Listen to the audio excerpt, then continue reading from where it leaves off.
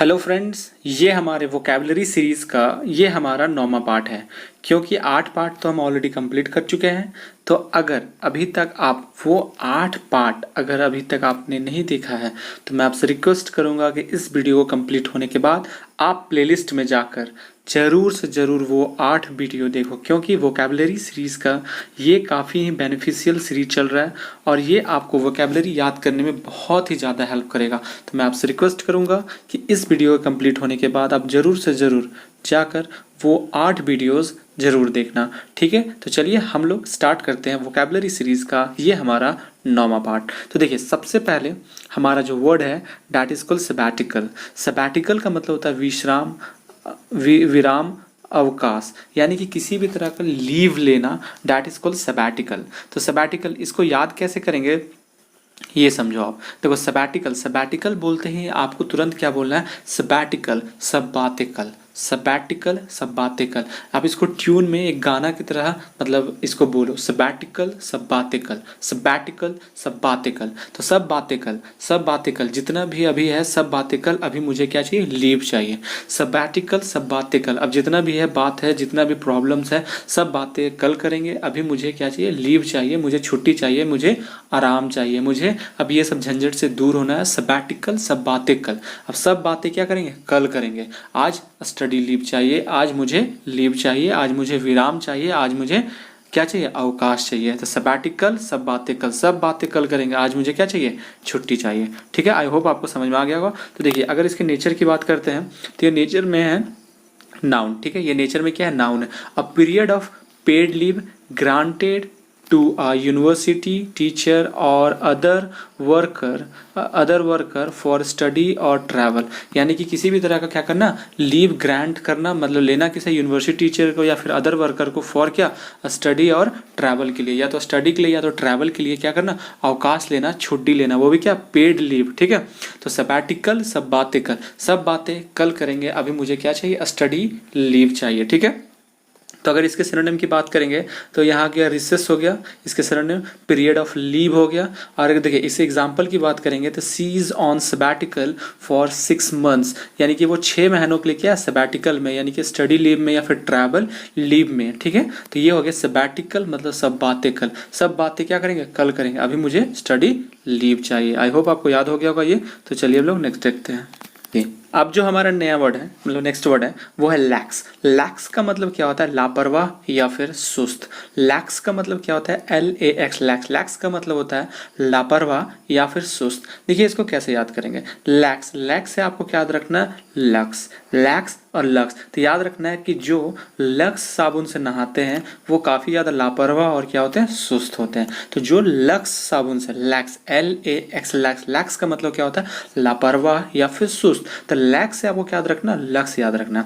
तो जो लक्स साबुन से नहाते हैं वो बहुत ज़्यादा क्या होते हैं, लापरवाह और सुस्त होते हैं। ठीक है, तो लैक्स का मतलब क्या हो गया, लापरवाह या फिर सुस्त। अगर इसके नेचर की बात करते हैं तो ये नेचर में होता है एडजेक्टिव। ठीक है, तो नॉट सफिशिएंटली स्ट्रिक्ट और केयरफुल, यानी कि क्या होता है, बहुत ज़्यादा स्ट्रिक्ट ना होना या फिर किसी भी चीज़ के लिए केयरफुल ना होना, डैट इज केयरलेस होना। लैक्स, लैक्स मतलब यानी जो लक्स साबुन से नहाता है वो क्या होता है, बहुत ज़्यादा लापरवाह और सुस्त होता है। तो अगर इसके सिनोनिम की बात करेंगे तो केयरलेस हो गया, स्लैपडैश हो गया, अनमाइंडफुल हो गया। अगर इसके एंटोनिम की बात करेंगे तो अटेंटिव हो गया, कंसेंटियस हो गया, कंसेंसियस पढ़ा था। ठीक है, कंसेंसियस ये हो गया, यानी कि बहुत ही ज़्यादा अटेंटिव किसी चीज़ में, that is called attentive conscious. ठीक है, अगर इसके एग्जांपल की बात करेंगे तो she is often lax about her dress, यानी कि देखो वो अपने ड्रेस के बारे में बहुत ज़्यादा क्या, लापरवाह है, सुस्त है, मतलब ज़्यादा केयरफुल नहीं है, मतलब जो मिला पहन लेते हैं ऐसा कुछ। ठीक है, तो लैक्स, लैक्स का मतलब क्या हो गया, लापरवाह हो गया या फिर सुस्त हो गया। आई होप आपको समझ में आ गया होगा। लैक्स, लैक्स यानी कि लक्स, जो लक्स साबुन से नहाता है वो क्या होता है, काफ़ी ज़्यादा लापरवाह होता है, काफ़ी ज़्यादा सुस्त होता है। तो चलिए लो नेक्स्ट वर्ड देखते हैं। अब जो हमारा नेक्स्ट वर्ड है that is called August. August, AUGUST, अगस्त। अगस्त क्या होता है, अगस्त का मतलब होता है महान या फिर गरिमापूर्ण। तो देखिए इसको सबसे पहले तरीका याद करने का यही है कि जो लोग अगस्त में पैदा लेते हैं, जो लोग अगस्त में पैदा होते हैं वो बहुत ज़्यादा क्या होते हैं, महान होते हैं। जैसे देखो फॉर एग्जांपल हमारी जो मदर टेरेसा है वो उनका जन्म क्या हुआ 26 अगस्त को हुआ है, तो ये क्या काफ़ी ज़्यादा महान है। तो बराक ओबामा ये यहाँ 4 अगस्त को इनका डेट ऑफ बर्थ है। फिर यहाँ देखो काजोल एक्ट्रेस जो है इनका 5 अगस्त है। तो याद कैसे रखना है, देखो आप कैसे रिलेट करके याद रखो कि अगर आपके कोई फ्रेंड है जिनका, अगर कोई ऐसा फ्रेंड है जिनका अगस्त में है, तो मान लेना है कि अगस्त में जिसका मतलब क्या रहता है, बर्थडे रहता है, जिनका जन्म हुआ रहता है, वो क्या होते हैं, बहुत ही ज़्यादा महान होते हैं। तो अगस्त का मतलब हो गया महान, गरिमापूर्ण। ठीक है, अगर इसके नेचर की बात करते हैं तो ये नेचर में होता है एडजेक्टिव, दैट इज देखो एडजेक्टिव क्या, respected and impressive, that is called August. August हो गया जो रिस्पेक्टेड है, बहुत ज़्यादा इम्प्रेसिव है, that is called August. August मतलब जो अगस्त में पैदा होते हैं वो क्या होते हैं, काफ़ी ज़्यादा महान होते हैं। ठीक है, इसके सिनोनिम की बात करेंगे तो रिस्पेक्टेड हो गया, अक्लेम्ड हो गया, स्टीम्ड हो गया। ठीक है, अगर इसका एंटोनिम की बोलेंगे तो अनडिग्निफाइड, तो देखो डिग्निटी होता है ना, डिग्निटी का ही जैसे क्या अनडिग्निफाइड यानी अनडिग्निटी। डिग्निटी का मतलब होता है जो सम्मान हो गया, मतलब अपना रुतबा हो गया, इज्जत हो गया, डैट इज कॉल्ड डिग्निटी कहलाता है। तो उसी का उल्टा अनडिग्निटी, अनडिग्निफाइड हो गया, यानी कि जिसका सम्मान ना हो, जिसका इज्जत ना हो, डैट इज जो महान ना हो। ठीक है, नोटरियस पर्सन हो जैसे। तो अगस्त का मतलब क्या हो गया, जो अगस्त में पैदा लेते हैं वो बहुत ही ज़्यादा महान होते हैं। तो the family claims an august क्या लिनेज। ठीक है, तो द फैमिली ने क्या क्या क्लेम्स किया है, क्या एन ऑगस्ट लिनेज। ठीक है, आई होप आपको ये समझ में आ गया होगा। चलिए नेक्स्ट वर्ड देखते हैं हम लोग। ठीक है, अब जो हमारा नेक्स्ट वर्ड है that is called apprise. Apprise का मतलब होता है मूल्यांकन करना, APPRAISE, अप्राइज। अप्राइज का मतलब होता है मूल्यांकन करना। अब देखिए इसको कैसे याद करेंगे ये समझो। अप्राइज, तो देखो इसको याद रखेंगे, अप्राइज इसको 2 भाग में हम लोग मतलब क्या करेंगे, डिवाइड कर देंगे। अप्राइज मतलब ऐप का प्राइस, अप्राइज मतलब ऐप का प्राइस, और ऐप का प्राइस क्या कर रहे हैं, हम मूल्यांकन कर रहे हैं। कह रहे हैं कि देखो जैसे व्हाट्सएप क्या इतना बड़ा ऐप है, इतना बड़ा कंपनी है, तो ये ऐप का प्राइस, अप्राइज ये ऐप का प्राइस मैं क्या कर रहा हूँ, मूल्यांकन कर रहा हूँ मैं कि आखिर कितना बड़ा कंपनी है, कितना बड़ा टर्नओवर लेके चलता है। तो अप्राइज मतलब ऐप का प्राइस, और ऐप का प्राइस मैं क्या कर रहा हूँ, मूल्यांकित कर रहा हूँ, एस्टिमेट कर रहा हूँ। ठीक है, क्या कि आखिर कितना मतलब इसका क्या हो सकता है, टर्नओवर है, ये मैं देखना चाह रहा हूँ। ठीक है, तो अप्राइज मतलब ऐप का प्राइस, और ऐप का प्राइस मैं क्या कर रहा हूँ, इस ऐप का प्राइस मैं मूल्यांकित कर रहा हूँ, यानी मूल्यांकन करना, दैट इज कॉल्ड अप्राइज करना। ठीक है, आई होप आपको याद हो गया। अब ये अगर इसके नेचर की बात करते हैं तो यहाँ पे क्या हो गया, ये नेचर में होता है verb, to estimate the value of value और द क्वालिटी ऑफ समवन और समथिंग, यानी कि एस्टिमेट करना यानी अनुमान लगाना। ठीक है, अप्राइज करना मतलब मूल्यांकन, ऐप का प्राइस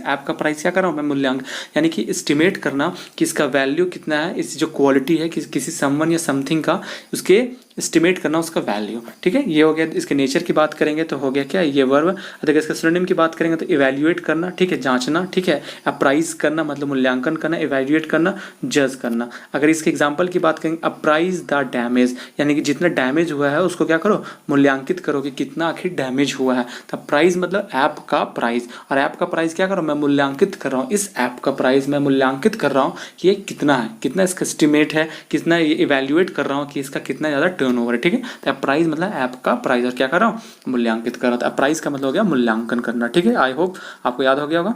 देखिए अब जो हमारा नेक्स्ट वर्ड है that is called subjugate. Subjugate का मतलब होता है पराजित करना, गुलाम करना। जब आप किसी को अगर क्या करें, किसी चीज़ पर अगर डोमिनेट करने लगे, ठीक है, डोमिनेंस आपका, डोमिनेशन अगर बढ़ जाए, आप किसी चीज़ में अगर किसी को पराजित कर दो, हरा दो, ठीक है, conquer, that is called conquer, CONQUER, conquer. तो सब्जुगेट का मतलब होता है पराजित करना। तो सब्जुगेट इसको कैसे याद रखेंगे, देखो सब झुकेंगे मेरे गेट के सामने, सब झुकेंगे मेरे गेट के सामने। ठीक है, एक बार मैं क्या करूं, अगर सबको मैं पराजित कर दूं, सब जुगेट मतलब सब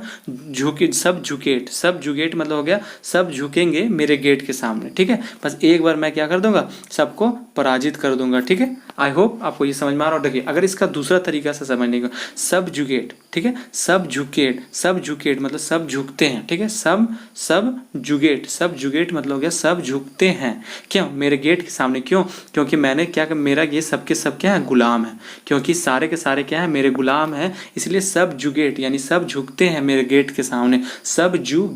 सब झुकते हैं मेरे गेट के सामने, क्योंकि सभी के सभी क्या है, मेरे गुलाम है, मैंने सबको क्या कर दिया, पराजित कर दिया, इसलिए सब जुगेट मतलब सब झुकते हैं मेरे गेट के सामने, क्योंकि मैंने सबको क्या कर दिया, पराजित कर दिया। ये दूसरा तरीके से इसको याद कर सकते हो। तो सब्जुगेट का मतलब होता है गुलाम बनाना, पराजित करना। आई होप ये आपको याद हो गया होगा। अब देखिए नेक्स्ट क्या, अब इसको समझो, अगर इसके नेचर की बात करते हैं तो ये वर्ब है, तो ब्रिंग अंडर डोमिनेशन आवर और कंट्रोल, ठीक है, और कंट्रोल स्पेशली बाय क्या कहते हैं, कनकर, यहाँ कनकर होगा, ये गलत लिखा कनकर, मतलब किसी को क्या करना, हरा देना, ठीक है, युद्ध में किसी को हरा करके उस पर डोमिनेट करना, ठीक है, मतलब उस पर राज करना, उसको पराजित कर देना, यही उसका कहने का मतलब है। और नेचर इसका क्या है, वर्ब है। अगर इसके सिनोनिम की बात करेंगे तो ओवर पावर हो गया, सब्जेक्ट हो गया, ठीक है, और अगर इसके एंटोनिम की बात करेंगे तो फ्री हो गया, रिलीज हो गया, ठीक है। ये एग्जाम्पल गलत है, एग्जाम्पल पे ध्यान न दें, ठीक है। आई होप आपको ये सब्जुगेट के बारे में समझ में आ गया। अब देखिए हम लोग नेक्स्ट वर्ड देखते हैं।